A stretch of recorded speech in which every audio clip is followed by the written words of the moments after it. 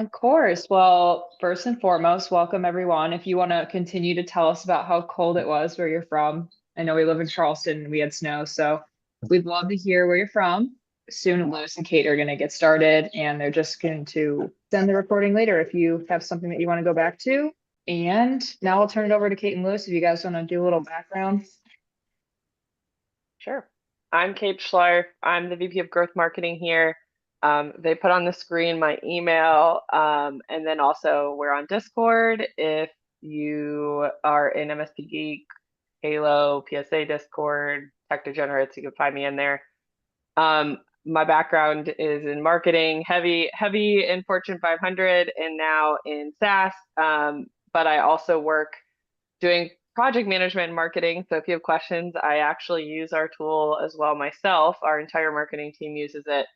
And I've done a lot of project management tools implementations in the past for comparison. So I have a lot of experience, which is why I'm helping Lewis today.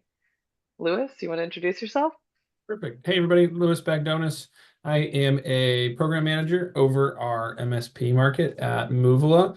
So that means I spend a lot of my time onboarding customers and getting them up and going in Moovila, but then also doing things like this, going out to conferences, talking to a bunch of people to make sure that we are developing and continuing to improve the platform specific for our MSP customers. So my email's on there, my Discord's on there. I'm pretty sure my cell phone's pretty easy to find on the internet.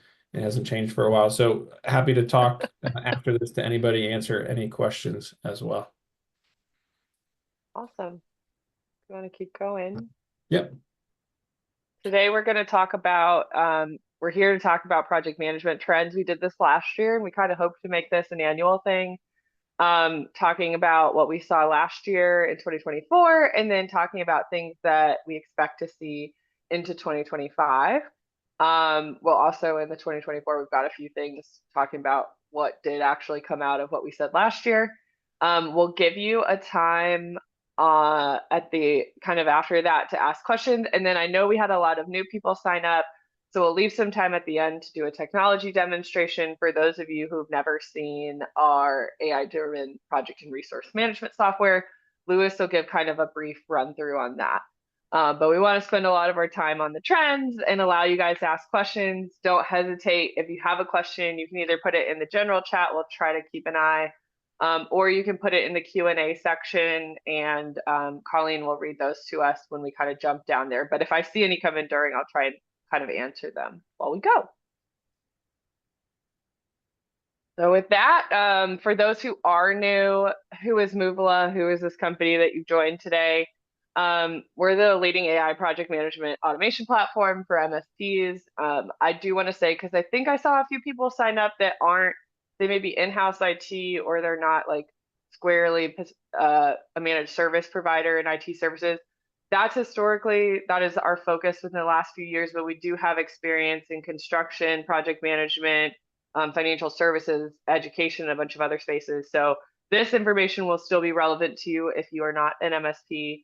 But we are data science experts using discrete math and AI to solve some of the most complex problems. We focus on automation and timeline automation, which Lewis is going to talk about a little bit later. And we have a ton of customers out there using us. We've got a whole page on our website that has case studies. If you're an MSP, if you go, the ones at the very top are all MSPs, and they're actually some of the brands you see here at the bottom. And then if you go down, you could actually see some case studies of some of the construction and other stuff if you're curious about that. We've also won a ton of awards. Thank you to all the customers on who have reviewed us and helped with Colleen on that. We really appreciate it. One of the best things we're known for is our support and services, which Lewis is from that team. And I think you can find a lot of things online talking about Lewis's knowledge and how helpful he is. So we're lucky to have him here today and helping with the webinar series. I also wanted to call out if any of you are ConnectWise users, we are Connect Invent certified, which means we go through an annual testing of our API with their tools. We're constantly working with our tech team to update and secure our integration. So it's a little bit of extra security that we have with ConnectWise, and not everybody gets it. So I just wanted to call that out because I know some people don't always recognize that badge. So that's a little bit about us. I like the new badge in the middle, Kate. Users love us. Is I like that That's one. from G2. We got that in December. Yeah. That's So, and awesome. if you want to learn more about our badges, there's some content on our website in the blog about it. Wait. Yes. You want to go ahead? So enough about us. Let's talk about the project management kind of industry as a whole and MSPs, talking a little bit about the things we saw last year. I'm going to dive kind of heavily into some of the research we have worked on with outside partners, as well as research from other organizations such as the Service Leadership Institute and their different index reports. But again, if you ever have questions that are looking for like benchmarks, things like that, we're always happy to help you. But these are kind of more general in nature to what we're seeing with MSP project management. So to start, if you are not a regular person on our newsletter list or haven't seen us at a show in a couple months, you may not have heard that we released a state of the industry report for MSP project management last year. We saw a big gap in the space where a lot of people are talking about help desk and service tickets on the help desk, but they're not really talking about professional services and how teams are managing those projects and offering data to help MSPs benchmark against other MSPs. So we partnered with the channel company, and I just saw Colleen dropped it in the chat. Colleen, you may have to pull the original page if you can grab it. It looks like the link broke. But we'll make sure we get that to you guys if you're interested. But we worked with the channel company, so it was independent research. We were not running the research portion. So MSPs across North America specifically, I know we had a few international attendees sign up on what challenges they're facing and what they're doing about project management. So one of the things you'll see in that report, the top two challenges that MSPs ranked and said that they face when they come to projects are inaccurate project timelines and dates and inaccurate and inefficient scheduling of engineers. This is a huge issue. It's caused a lot of bottlenecks for a lot of MSPs. It's actually, I think, Lewis, I mean, I don't know if you agree with me, but I feel like it's inefficient, inaccurate scheduling and timelines is probably the biggest reasons we end up talking to a lot of people at shows. Yeah. Yeah. Yes. it's Yeah. it's a There'd be huge no issue. better way to put it than yes, absolutely. Yeah. So if this is something you guys are feeling, like, do not feel bad. It's actually super, super common. So very standard. If you go in that report, there's a whole chart where it kind of has, I think there's like 4 or 5 categories, and then there's an other. We even called out some of the other people said, like, issues with getting the customers to agree to scope, issues with changing timelines, things like that. So if you're super curious about kind of the data in that and seeing what other people said, you can check that out in that report. And it looks like Colleen got the full one that time. Yeah, Awesome. Thank you so much, Colleen. I think like even more broadly, as you touched on, Kate, there's a lot of focus on help desk, AI, valuations, M&A, the same stuff we see. And when Moovila came heavily focused on the MSP market in 2023 and we started going to shows, we noticed a lot of that. Is I think in 2023 of the shows we went to more in the back half of the year, there was really only one talk or one session we saw specifically about projects. Yeah. And I think what's surprising looking back on 2024 is, we were able to participate in the full calendar year of the events in the MSP space. I don't know, Kate, besides us, right? Because we were able to get up in some places and talk about some things, but besides us, two, three, maybe 3 sessions, people talking about projects, maybe, I think, Yeah. right? There's not a lot of focus. And especially, it's kind of sad. I've talked to some of the event managers too, because at some of the larger shows, that is when I see a lot of PMs get to go on the road. I don't know about all the PMs who are on today, but they're not always like the first picked to travel at all the shows. But for the big shows, a lot of them get to go. And like, it was kind of a bummer not to have more like professional services sections and like project sessions for them. So yeah, that's a huge thing.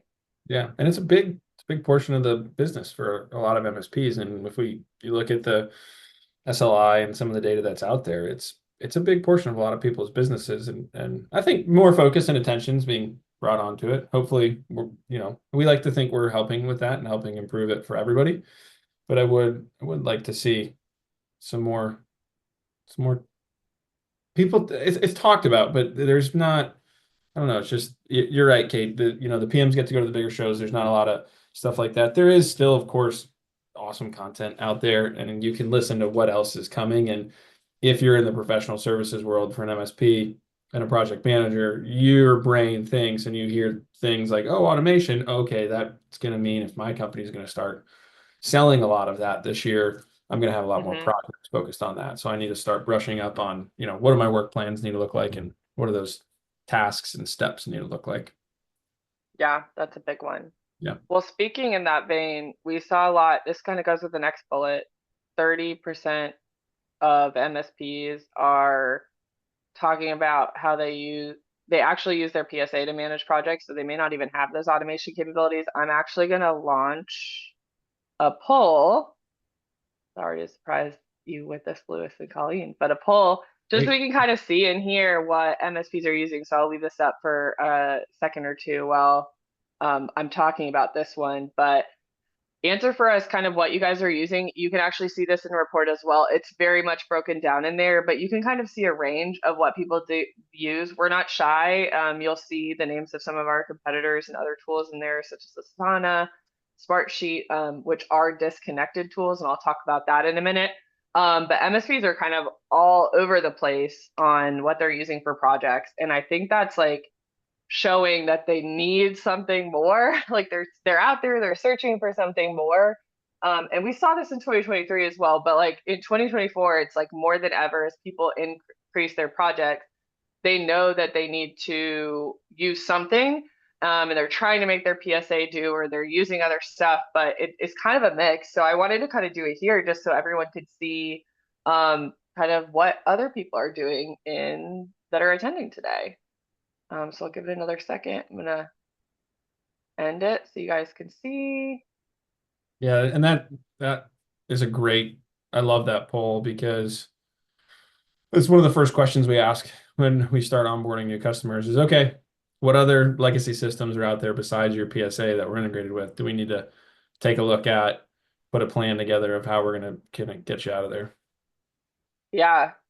So it's kind of interesting. We've got a little split. I'm hoping it's sharing on your guys' side. But we've got some people using like spreadsheets and Word docs. We have some people just using their PSA. Other people are outside of their PSA with an integrated tool. Some have a tool that's not integrated. So you kind of see it's like an all over the board, 29, Yeah, 29, 29. yeah, So it's a huge mix. There's not really like a standard in the industry. And that's kind of what we're trying to do at Moovila is like bring some research forward, bring some knowledge forward so people can kind of benchmark themselves and understand where others are, and we can all kind of grow together as PMs in the space. yeah, And going off of that integration piece, so the integrated, not integrated. Hopefully that you guys can see the screen again. It took the poll away. But the other thing we saw is really like integration is the way. If you're going to do project management, your PSA is your home tool. It is the thing. You guys are running billables out of it. You are running your opportunities either into it from like a Salesforce or actually in the PSA. It's truly your source of truth. So we're finding a lot of MSPs, both through the research, but then also just like our experiences of people coming to us. A lot of people are coming either from having no secondary tool or off a different secondary tool because they need that integration. It's so important so that you guys as PMs are not doing duplicate entry. There's not data contamination of like people mistyping entry or like fields being mapped wrong or updates with, Zapier or whatever you're using, Roost as kind of your middle stuff. As stuff changes, a lot of MSPs we saw in the reports and the research we've done in-house was just that they're talking about leaving their non-integrated platforms if they do.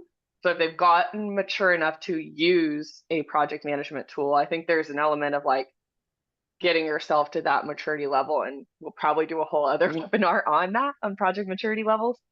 But once you get, you need something else, really, is it worth it to start on something not integrated, or do you need something integrated so that you can be more efficient and have those like automations you were talking about, Lewis? A lot of people talk about those at shows. Yeah, those two bullet points go hand in hand, right? Because clearly a lot of people are using things outside the PSA, and like I said, people come in, what are you guys using? Well, we got this department, they use a little bit of this, and then this department, and then usually there's always at least one spreadsheet out there. And I don't mean to knock spreadsheets. I love them. I know the Super Bowl of spreadsheets was just the other week in Las Vegas, but Kate said it, your PSA is where everything happens. And the more that compliance is being cracked down on you as MSPs, the more you're going to be held accountable for being able to audit your processes and showing how things happened. And I'm not surprised by how often we see it, but it still makes my skin crawl when somebody comes in and they say, yeah, we manage our projects out of something else. We have one task or one ticket in the project in our PSA, and we just dump all the time in there, and that's it. And there's no way to go back unless you're pulling up both things and you're looking at them and you're evaluating which time entries associated with this and that. It's impossible. It doesn't work. You have to have the information in the PSA, and you know, I know this is industry trends, and I know that, if you're looking at this and saying, hey, well, maybe we can build something ourselves integration wise, we've integrated into the top three PSAs now.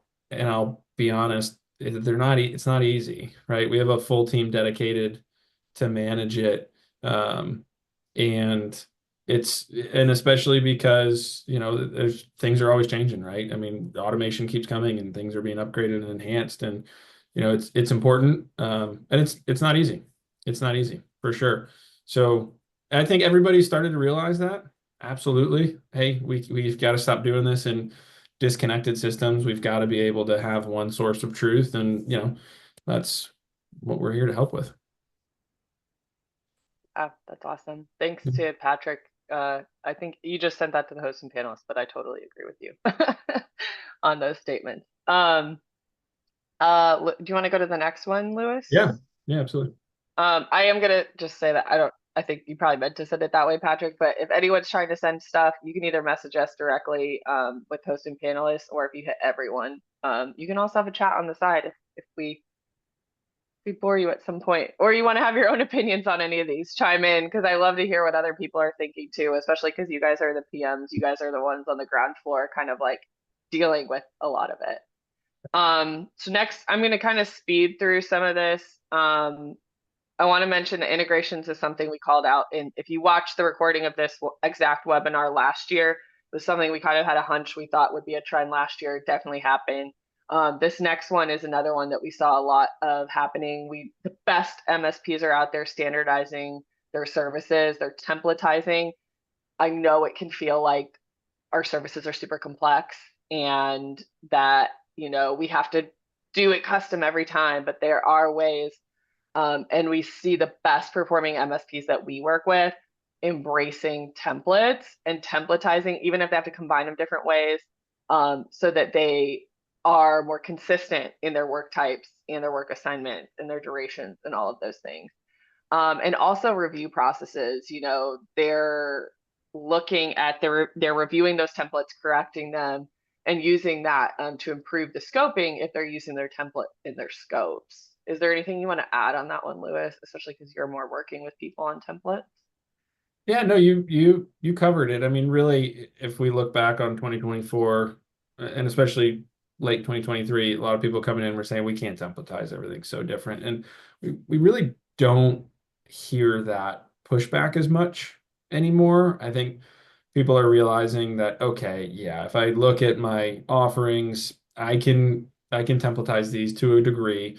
And I know that I'm probably gonna have to change a little bit when I apply a phase of a template to a work plan, and update durations, update hours and whatnot. But giving you that starting point, giving you those dependencies, those order of operations, how the project needs to go, we're more and more on all the different project types, and that third little sub bullet in there with the use of more templates for more project offerings, if you will. We're seeing that it's improving the feedback loop between the sales and the operations team, and project templates are starting to be leveraged a little bit more when teams are scoping out projects, right? They're going back and saying, well, okay, I know that I've got these templates and these offerings and my operations group can knock these out, starting to build off of those templates when they're scoping and building those initial quotes on those projects. Yeah. Well, moving on, changes in the mix of project types. So I'm going to jump into a little bit of service leadership. I do want to call out, I understand they're owned by ConnectWise. Embrace the elephant in the room. Yes, they're owned by ConnectWise, but I know Peter, I've talked to him heavily about the research because I myself would love to see them delve into projects more in their reporting. And we've talked to them about maybe doing outside work with them. Their cohort is not necessarily all ConnectWise users. I think actually Evolve this year, Lewis will be at Evolve next month, by the way, if you're an Evolve member, so you can ask him more questions or schedule time with him if you get a free hour. But they are not requiring that you use ConnectWise anymore. So I do think this is a very valuable report. And I do love to see some of the stuff they include in there. One of the things that they called out is like there's a definitive mix. And this is kind of their stuff has a little bit of a lag. So this is almost to the year before. But we're seeing so much of an impact of MSPs that are hardware-based projects. And as there's cloud migration accelerates, security things accelerate, sorry. We're seeing a huge shift into these types of projects. So for me, I think it's really important if you're on here that you look at the mix of projects you're offering. And now's a great time of the year to like start exploring. One thing I've seen a lot of people do well last year was if they had like one-off projects. So kind of going back to the template, maybe they got asked for a certain type of compliance project and it wasn't necessarily one they constantly ran. Keep an eye on those, mark them, flag them in your system. If you're a Moovila user yourself, like Lewis can help you with tags, but have a way to kind of look at those and go back, because if you're starting to see them happen again and again, that's the time where you actually want to, be that more efficient MSP, take that kind of what was a once or twice project, flip it into a template and start to get more efficient with it, because that's how you open up and unlock whole new lines of business. And I've seen MSPs do this well in their professional services, and it is a game changer. Just as these things keep changing, Lewis was saying all these sessions on automation, and you want to sell that, you want to sell cybersecurity, VCIO, all these different things. Those can be projects as you launch them, as you onboard people. There's just so many different things that can be a project. And so it's really important to kind of look at that and look at your mix and what's going away, and have those tools to start planning, like if things are kind of going away, what are we going to cover it with so that we don't lose that reliable revenue that we had counted on in our project area. Anything on mix that you've noticed, Lewis? Because you're like more in the day-to-day with some MSPs. Have you seen any shifts like specifically with mix, like across our users? Yeah, definitely more servers going to the cloud migrations, file storage, right? More efficient file storage. There's still a decent amount of hardware projects out there, right? And going to customers and on-site installations and whatnot. You hit it head on, Kate. If you see this stuff and you're at shows and you see that it's coming up, two ways to look at it. On the operation side, you can have the thought to say, well, I know my sales team is going to go out and sell this, so I need to be ready for it. But you also, if you're starting to see it be used, you can also, as an operations or on the project side, can go to your sales team and be like, hey, we're crushing these projects. They're super easy. The customer loves them. Everybody's getting benefit out of them. Go out and push these and sell these. So you can look at it both ways. As far as specific types, cybersecurity just keeps, I don't need to say it. There's plenty of regulation and it's changing every day. Yeah. Cybersecurity and compliance. We've got tons of customers that are keeping a very close watch on that because they know if certain things drop, That's going to be a lot of projects for a lot of their customers and a lot of business they can go get out around that. But Yeah. To our point, we keep saying templates, and Kate said it, build those templates, have them ready to go.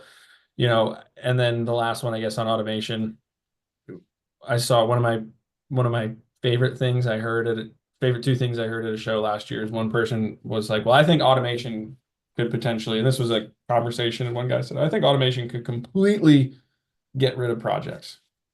Like with automation, there'd be no more projects. I was like, oh, okay. I remember hearing that. Yeah, right. And then the next guy said, to be able to implement automation every single time, that's a project. So every automation is going to require a project, and then they require maintenance, right? And I think the important point is, no matter what industry it is, there's always projects. That's why project management's around. That's why there's so many different Yeah. methodologies around it. That's why we're here. Kate and I both worked in a number of different industries around projects. They're everywhere. They're never going to stop. They're always going to happen. It's so, so true. I'm gonna put a teaser in. Colleen's working on some cool content around like our stance on if AI will replace project managers. So keep an eye on our LinkedIn or sign up for our newsletter if you're not getting our newsletter, and you can see some of the blogs and stuff she's been working on there. No shot. Um, No chance. There's no way it can. I'm gonna jump ahead to the next one because we, as always, are a little long-winded. And I want to jump to the 2025 trend. So this last one, and we kind of talked about it already. SLI talks about higher OML levels. So that's operational maturity. If you're not really familiar with that, there's a cool resource out there called MSP Book that is like an open source help center, if you will. I would be happy to share that if you've never seen it before, especially if you're new to the industry. Some of the people I know from MSP helped make it, but they could teach you about it. But if you're familiar with maturity levels, as you get more mature, the highest OML level MSPs were demonstrating the most effective ways of using quarterly business reviews to add projects on top of their existing contracts. So what that looks like is we see a lot of lower OML level or project maturity level. We internally like to split it out, but I'll go with OML here because it's SLI data. But we see a lot of higher maturity people that are more strategic in how they sell projects, because projects are generally, if run well, a higher revenue area. And if they're not for you, they should be. Talk to us about it. Talk to Lewis because he's very good with looking at margins and things like that related to projects. But what we're seeing is, these less mature MSPs continue to use projects and only see that as a way to like earn a managed service customer. So like, I will do a project for you once. Cool. Let me be your managed service provider. And then like they stop approaching projects. Whereas someone who is operationally mature is thinking about how not only can they sell them managed services, but how can they keep upgrading them and doing more projects to keep that professional services wheel moving with their existing managed service customers. So it's kind of like both sides of the house. So both to bring people in, but also to grow them and grow your contract with them and their reliance on you as their MSP with projects. So I thought this was like super cool data. I actually even dug in on, so I cited the pages for these two. They're in order. I'm a citation nerd, but if you get this report yourself, they also dug into in another page that what best in class are looking at for like their revenue mix. And they were saying that best in class MSPs have a 38.6 portion of their revenue coming from projects. Which like when I read that, I was like, whoa, because I see so many MSPs that are like, oh, projects are just how I get managed services. They're like 10% of my business. Like we don't really focus on them. And I thought that was like a huge, really telling thing. Again, going back to like wanting to put more benchmarks out there. And they compared it to like the median, which is 27%, and the bottom 1/4, 15.6%. So it's a huge spread of like from 38% down to like 15% on how much of your business is revenue. And I think it's really telling for those higher OML people. They're seeing that project can be a huge profit driver. So that's kind of, I mean, we're here to help you along that journey. And I want to use that as a segue to go to the trends. But I thought that was like really, really fascinating in their research when I was looking at their data on projects for this year. Yeah, we hear it all the time. Sales will come to the projects team towards the end of the month and be like, hey, we didn't get as many new deals on MRR this month. What projects do we have we can push through to be able to hit our revenue number for this month? All the time. I mean, it happens all the time. The other point to this too, one thing that we did see with some more customers last year was putting together roadmap projects, if you Yeah. will.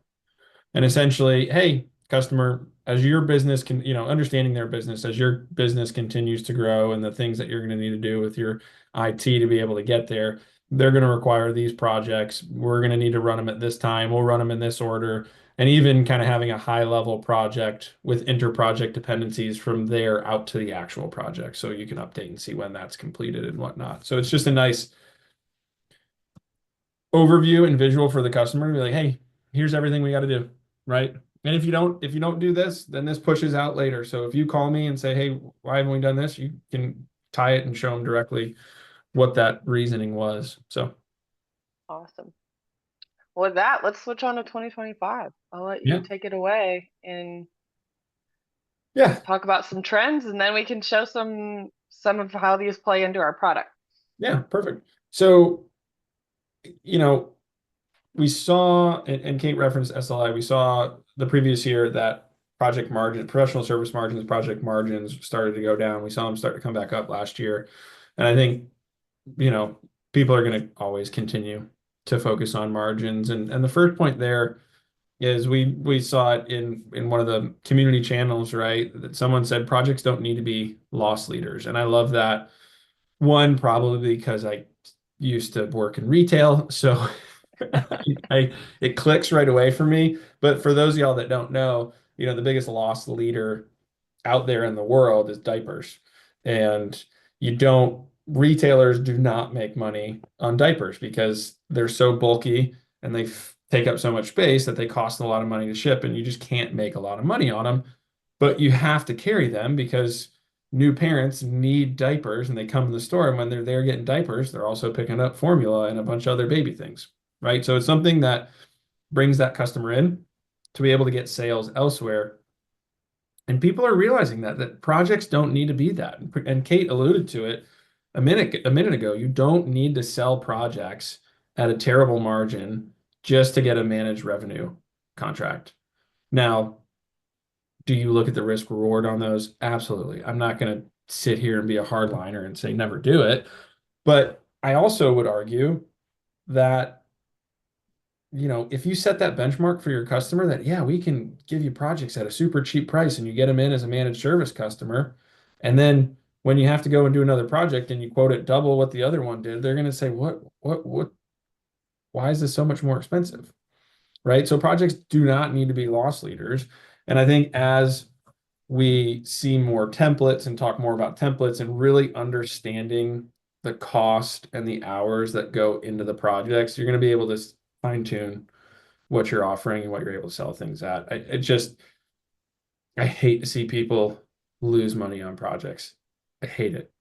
And we see it all the time. And I'll say, we'll look at projects and we'll say, what was the budget? And they'll say, well, it's this. And we'll be like, okay, well, we're already 3 times over on hours. And that's not even looking at the resource types and the specific users we had to use and what their cost is. So I just keep focusing. People are going to keep focusing on margins this year, and they're just going to keep driving and keep getting better and keep getting more focused. I think too, with this,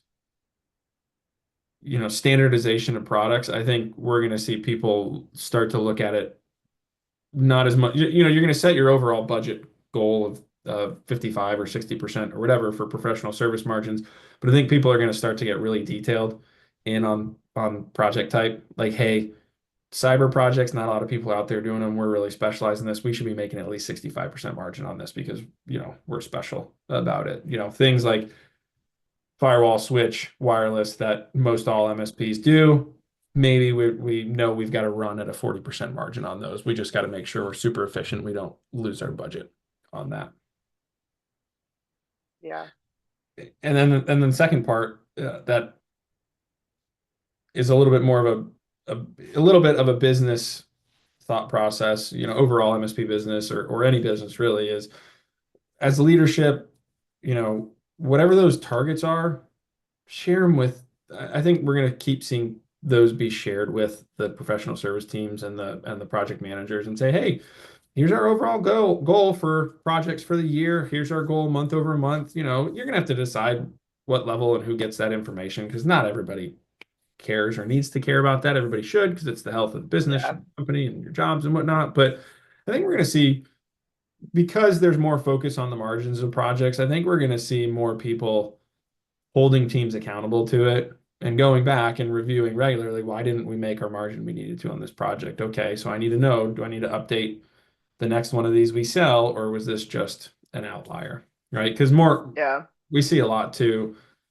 What happens when you don't hit your margin and you lose money on a project and really nothing, right? And nothing happens, and Yeah. teams don't know their goals and they can't be held accountable. Then it's going to continue to happen. Insanity is doing the same thing over and over again.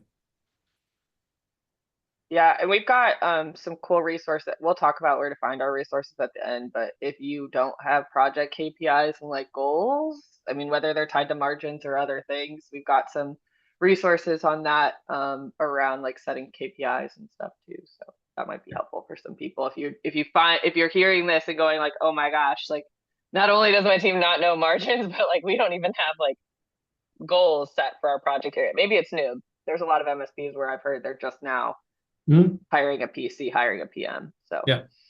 Yeah. But there should be a budget out there. There should be a goal. yeah, Revenue right. and margin at a high level for professional services over the year. And if you start with that, you've got something to go against.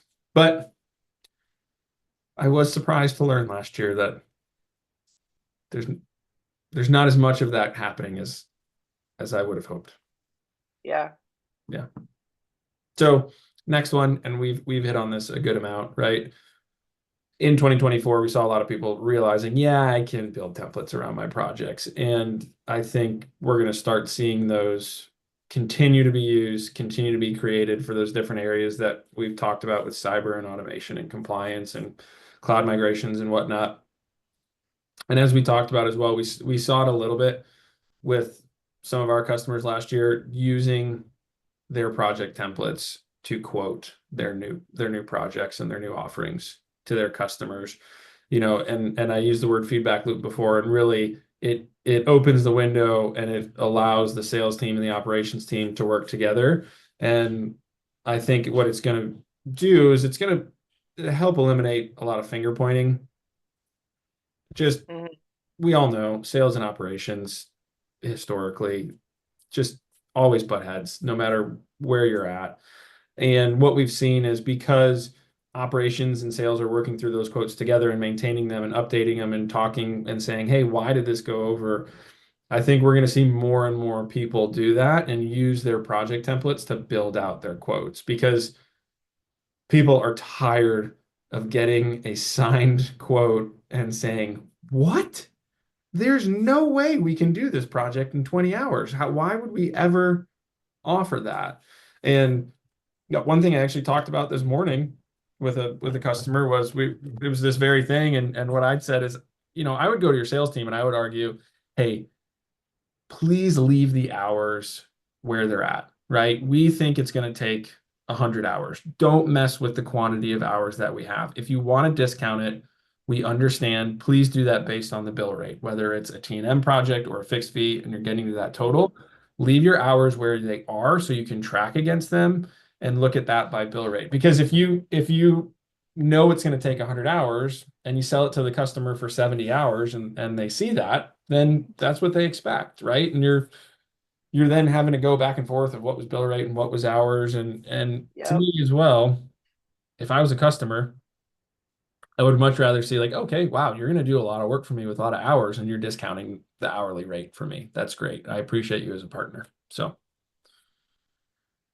Yeah. and with that, right, those templates just keep getting dialed in. And that's something that we heard and that we've done some things around to help with, but really looking at it on a task by task basis, really keying in on what are those problem tasks, and also looking at, I think this type of resource should be able to do that work, but ultimately what resources are actually doing that work and what's the cost associated with them. Yeah, that's a good call out. For any existing customers on the phone, if you have not, we don't have like a tour of it like our main perfect project stuff, but if you haven't talked to your customer success or onboarding person about template analytics, like if you are getting good at templates and you're ready to do that dialed in piece, our template analytics features, and if you are in like an Evolve group and stuff, you may have seen them live demonstrated by Lewis, but those features can really help you like dial in and know like how far off you are on scoping and like, are you doing something in 6 hours when you're quoting it in 4? And it'll really just help you like on a very minute level drill in and see it versus having to go find it yourself and like sift through the data. Yeah. Yeah, and for existing customers too that don't have it, do not worry. If you've been using templates in Moovila, we're able to pull that data back, right? So it's as long as you're using your templates in Moovila, we've got it for you. Yeah. So the third bullet there is something we saw a little bit early last year, and we've seen more and more as the year's gone on. So people not only defining that they have dedicated resources to projects. Hey, these two engineers, they work projects. And more often than not, what ends up happening is your MSP grows to the size. You take your tier 3, your tier 4, whatever tier you go to, whatever your high level is on your engineers, and you say, okay, those individuals, we're going to put them on the dedicated project team. Usually during that transition, what we saw last year is those individuals still have a portion of their time dedicated to the high priority service tickets, right? So anything crucial, critical, complicated, VIP client, whatever. But once those projects teams started to be more established last year, and then, wrapping a project coordinator or wrapping a project manager around them, we started to see as the teams grew that the resources were then grouped primarily by technical expertise and skills of those resources. I think we're going to keep seeing that more. I've heard them split into teams, groups, whatever you want to call them, but essentially, hey, these 3 engineers, they're great at cloud projects. Let's make sure that we can optimize their time, have them focus on those. These 3, they're great at cybersecurity. This is our cybersecurity team. These 3, they're great at your standard network, right? Let's go there. And maybe it's a you got a clear path as well too, that you come in from the server side, you start with network, and then you go to cyber, and then you go to automation or whatever it is. And it also helps, I think, make people happier getting to work on what they want to work on, right? We find a lot of times those highly technical resources, they just want to go heads down and they just want to knock out and solve problems. So if you give them the problems they like to solve, they're a lot happier. The second one, grouping resources by project size and complexity. That one's a little bit more complicated. I'm not going to talk about it too much. This could be, we might want to break this off into another webinar, Kate, just because we've got limited time here. But Yeah. the question we get asked time and time again is what defines a project, right? And we've talked about this a bunch in our material, and we talked about this probably in our trends webinar last year. And a lot of people will throw a quantity of hours on it, and then they define what's the process around the smaller ones. And we've heard them called projects, mini projects, tiny projects, small projects, all of the above. But I've started to notice, and our team started to notice towards the end of the year, people are kind of rethinking that again, right? Because what ends up happening is like, hey, I want to pull the administrative work off of those small things. Let me rip them into little projects, and then they run as little projects for a while, and then they get out of hand because nobody's looking at them, and they go back and forth. So I do think that's going to continue to evolve this year, and I think that people are going to try to get that lined out a little bit better. And I think, Kate, that's probably one we should we should try to do something on to help with, because it just keeps coming up over and over and over again. Okay. Yeah. I will write a note. And then the last point there, next era, going beyond the critical path. You guys know who we are, why we're here, right? So we, I think, helped bring a lot of attention and awareness around timelines and the critical path in projects last year, and a lot of people got it and it understood and they clicked. You're able to help then forecast when you're going to finish projects for customers. You're able to see when things are going to go late. And if I'm being honest too, this was a evolution for us at Moovila when we came into the MSP space. We would use the word schedule a lot, and everybody would think, oh, the dispatch portal and ConnectWise. And we were like, what's that? And, we spent a lot of time on it. We learned a lot about it, and we released our smart schedule in 2024 If to you be want to, able, yeah, oh, sorry, I was gonna say, if you want to jump ahead, we can just, because we'll talk about these next two bullets on the next slides, like so yeah. people can see what the critical path is. Yeah, good call. So this is a quick screen grab of Moovila, and I will jump into the platform and show you all what it looks like in there. But this is the one of the big things for us. We really look at it as the heart and soul of Moovila, the critical path, our critical path engine that's always forecasting accurate dates for the tasks within your project. So we saw the adoption of this last year. And then what we've done at the need of the MSP space and the request of our customers is we've then built the ability to schedule around these timelines that we're always forecasting.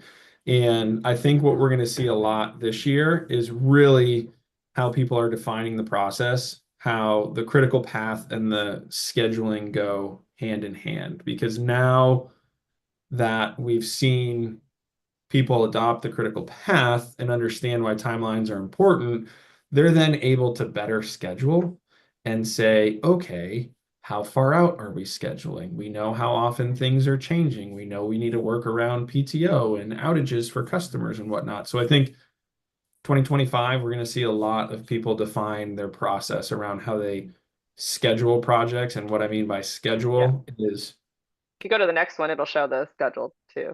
put things There you go. on the calendar. So, and this was huge for us, and it's huge for the MSP space.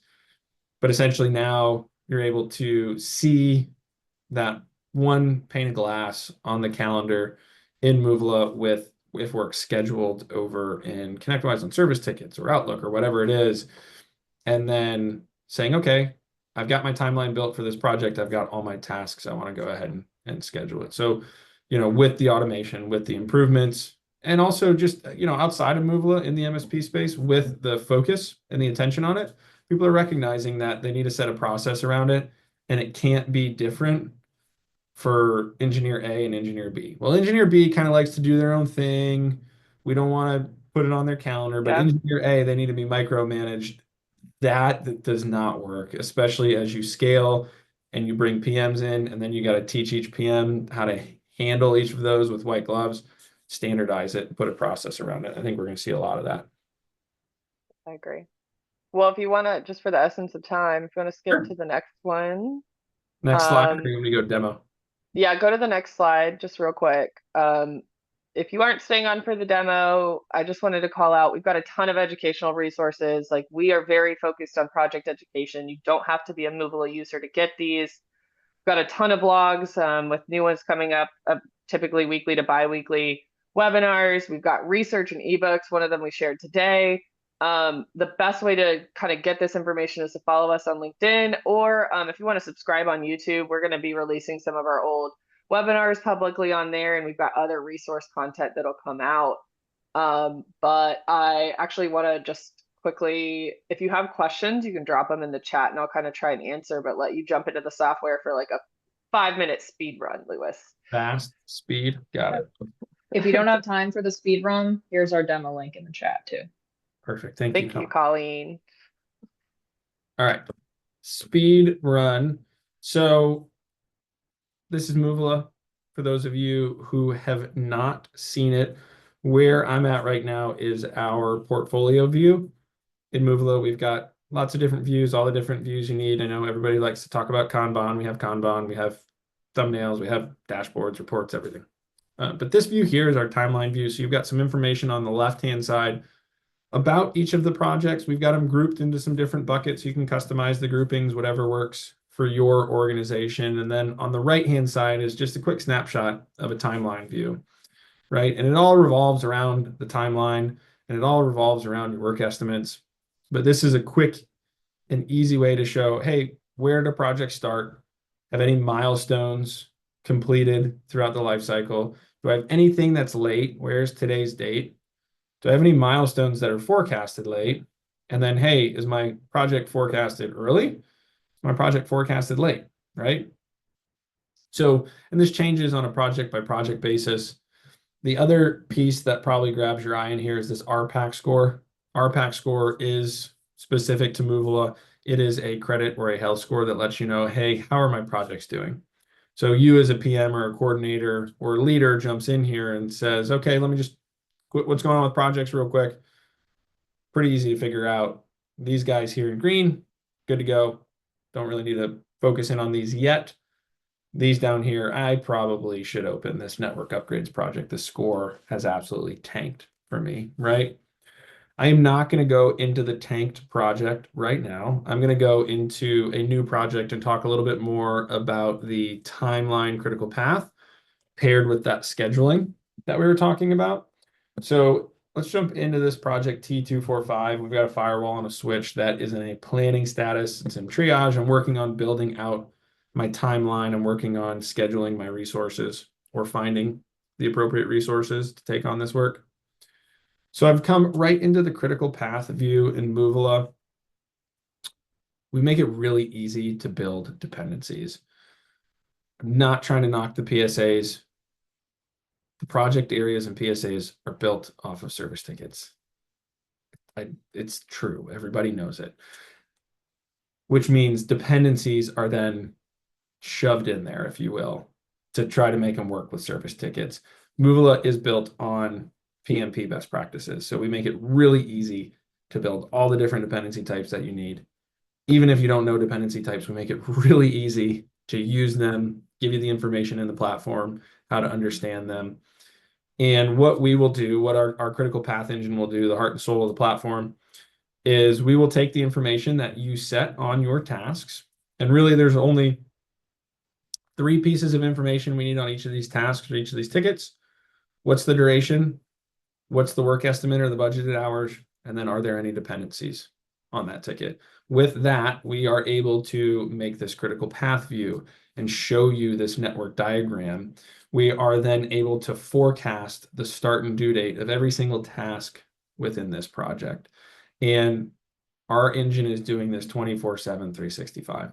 So if it hits 5:01 and a ticket was due today, 5:01 p.m. and a ticket was due today and it's not completed, Moovila is already dropped your RPAC score. It's already thrown a red flag and said, hey, this ticket is late. Here's the impact it has to everything else in your project, right? So when you come in the morning and you look at that, that score's down, you know you need to go in and try to figure out why that was not completed yesterday when it needed to. So with that, we build that timeline. We're always monitoring. We make it really easy to adjust and build off of deadlines. You know, customer needs us to cut over by this date. When do we need to start the project? All that fun stuff. But like I said, heart and soul of Moovila, critical path, it's always been in there. We came into the MSP space, started to hear the word schedule with MSPs, and everybody came in and said, all right, great. Cool. You can give me when things should happen. I need to put it on a calendar or else somebody's not going to do it.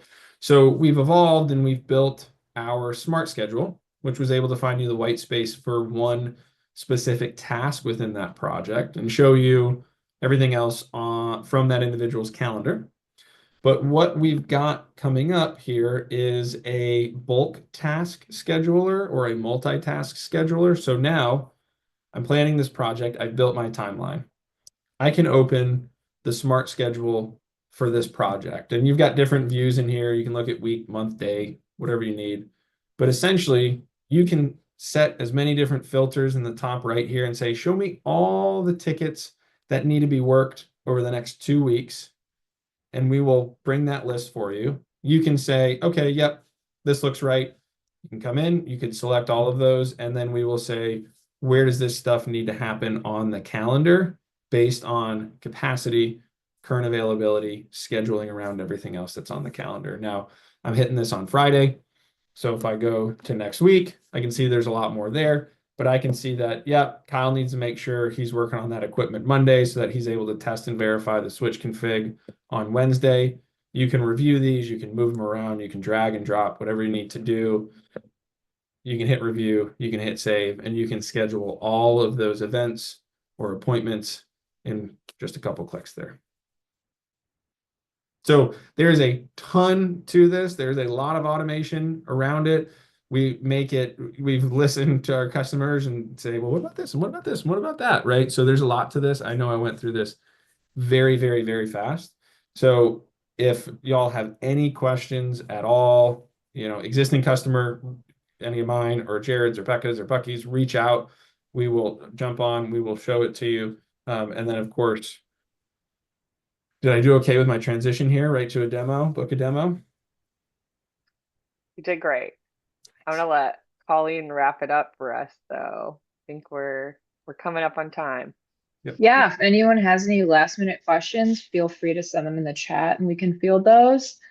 Just a reminder, we are recording this. I know I said that in the beginning, but I'm going to say it again. So we host this webinar every month and we're always looking for good ideas and topics that y'all are interested in. So by all means, please fill out the webinar survey, which you will receive from us when you exit, and follow us on LinkedIn and YouTube for more content. Thanks for joining.